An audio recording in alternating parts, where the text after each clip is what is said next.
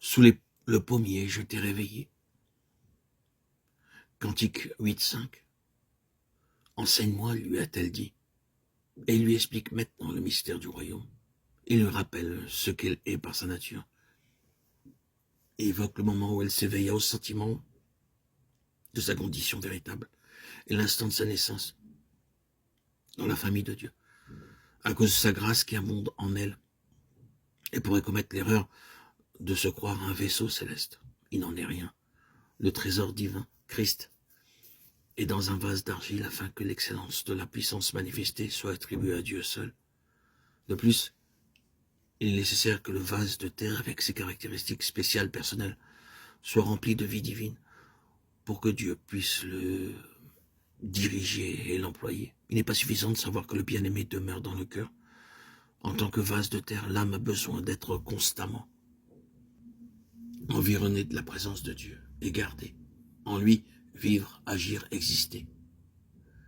Acte 17, 28. Afin que la forme spéciale particulière du vase de terre ne soit pas un obstacle pour celui qui consent à faire d'elle une habitation de Dieu par l'Esprit. Place-moi comme un sceau sur ton cœur, comme un sceau sur ton bras. L'amour est fort comme la mort, la jalousie indomptable comme le sépulcre.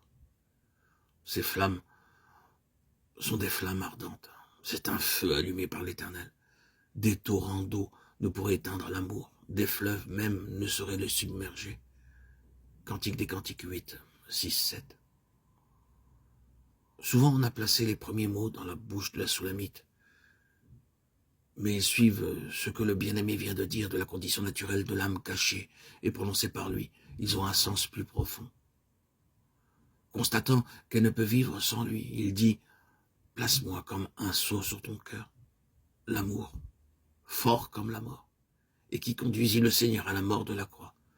Laisse voir qu'il veille jalousement sur celle pour qui il s'est offert en sacrifice. Elle doit être entièrement à lui, dans toutes ses pensées, par toute sa conduite.